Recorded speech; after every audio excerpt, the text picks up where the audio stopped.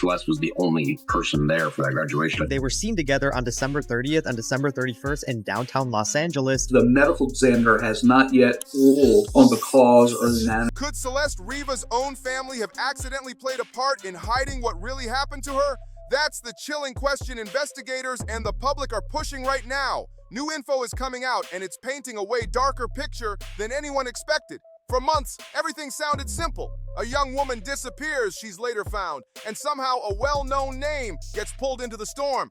But now, private investigator Steve Fisher is saying the truth might have been sitting right in front of everyone the whole time. And the wild part, he's hinting that it wasn't just strangers keeping things quiet. Dave, I'm not sure when his birthday is, but they may have been 20 and 14 years old if they were together romantically. And again, ain't no law, nowhere, no how, unless your parents are signing off on it, that says that's legal.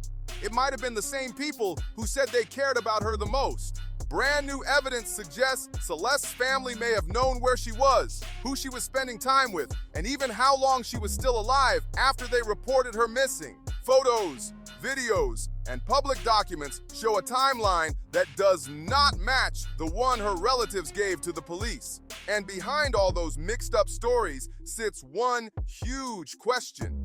Celeste was the only person there for that graduation. I think there was adult family members. Why would anyone claim they saw her alive when the official reports say something different?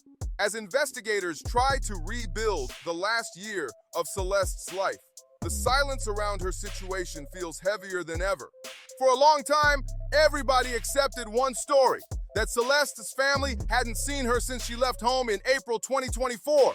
They said she disappeared and they had no clue where she went. We used together heavy-duty tools and machinery that you would never see in a Hollywood Hills. But the more info comes out, the harder it is to believe that version, because now it's confirmed that Celeste was seen multiple times after that so-called last disappearance. Private investigator Steve Fisher even dropped photo receipts showing Celeste at her cousin Esmeralda's graduation on May 30th, 2024.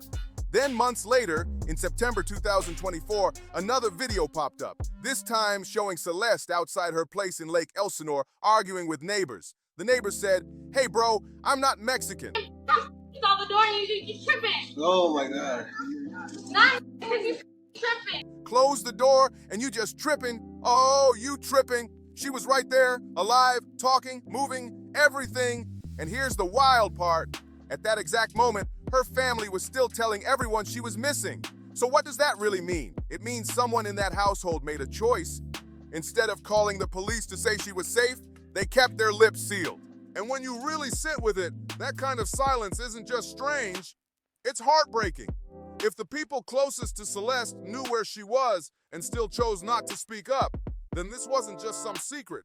It could have taken away her chance to get real protection when she needed it the most. According to Fisher, this silence might have been about way more than privacy. By a source very close that on the last time she was missing, the family members were saying, don't look for her. She's staying with other family members. He believes the family kept quiet because they were scared that contacting Child Protective Services would expose what was really going on inside that home. Once you start putting all the pieces together, the picture gets painful. Celeste's home life was nothing like what it looked like on paper.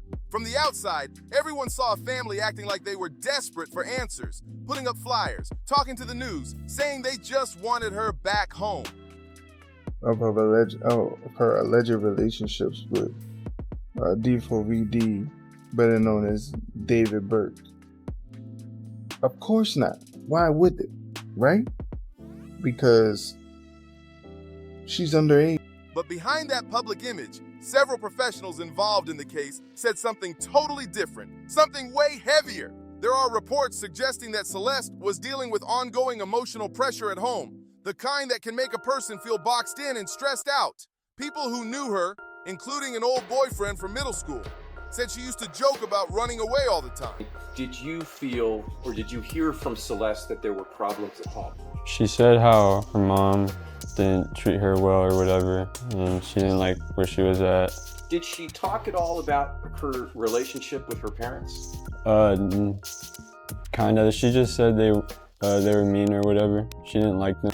To her, it didn't sound like acting out. It sounded like she was trying to cope and create distance from a tense environment. For Celeste, leaving wasn't rebellion. It was her way of trying to protect her peace. She wanted space from the yelling, the tension, and the constant feeling that she couldn't relax, even in her own house. And if that's true, then it shifts the whole understanding of this case in a major way. Now that all this new information is coming out, investigators are starting to look at everything through a totally different lens. For the longest time, everybody focused on the car, on David's name being linked, and on how Celeste even ended up in that situation. But what people are talking about now goes way deeper than a vehicle or a headline. It's about what was happening before all of that, and who might have looked the other way when things were getting tense. Steve Fisher has been very open about how unusual this entire situation feels. But Fisher also said the real question isn't just about who placed her there, it's about why nobody spoke up sooner.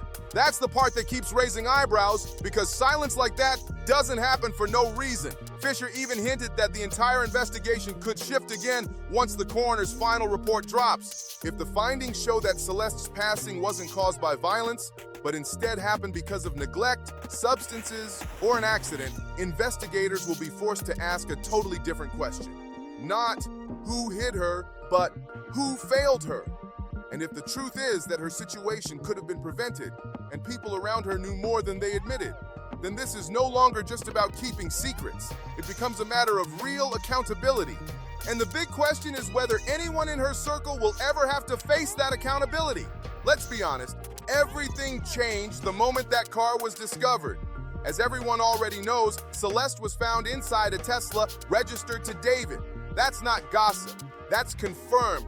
And even though police haven't tied him to any violent act, it's impossible to ignore that everything keeps circling right back to him and the people connected to her. The LAPD hasn't released anything new since their last update, and the medical examiner still hasn't dropped the final toxicology report. So everyone is sitting in the dark right now, waiting for answers that never seem to show up. It feels like we're all stuck refreshing for news that just won't come. There were also things reportedly found at the house where David had been staying. Items that people said looked like someone had plans to hide something or get rid of something. Folks described multiple objects that could be used together. Heavy-duty tools and machinery you wouldn't normally see sitting around in a Hollywood Hills home. Nothing has been officially confirmed, but the descriptions alone were unsettling. Still, none of that proves how Celeste passed away or who is responsible. At this point, the whole case feels frozen in time, like everybody involved is just holding their breath, waiting for the next move. But one thing is clear, if those reports are legit, then the line between protecting someone and helping cover the truth just got dangerously thin. The internet has been locked into this case since day one, but now the tone has changed completely. One comment making the round said, okay, because when everything was happening, I literally said, my biggest takeaway from this is the parents need to also be arrested for either complicity or negligence. They are not surprised enough. And honestly, that's exactly what a lot of people have been thinking. But it's a whole different situation when people act like they don't know anything, even though the receipts are telling a completely different story. Another user summed it up in a way that hit everyone instantly. Wow, that family turned plot twist into an Olympic sport. Every time you think the story is settled, another lie jumps out like surprise confetti. That comment went viral because it felt too real. Truth moves slow. But when it shows up, it crashes the whole party.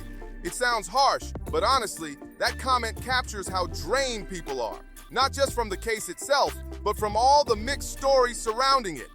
And then you have others saying what many suspected from the very beginning. I've been said that the family had to be in on it. That's the vibe spreading everywhere right now. People are connecting dots on their own, comparing statements, screenshots, timelines, and the picture forming is not looking great for anyone involved. So yeah, the frustration is real, and people have every right to feel that way because it's starting to look like the truth wasn't lost. It was buried. And now, piece by piece, it's pushing its way out for everybody to see. Until the final reports drop and investigators put everything on record, this case is far from over. Not even close. There are still too many gaps, too many unanswered questions, and the silence surrounding everything is starting to sound louder than the official facts. I'll keep tracking every single update and break it down the moment something new comes out. If you want to stay locked in with everything happening, make sure you like, subscribe, and share this video. And I'll catch you in the next one.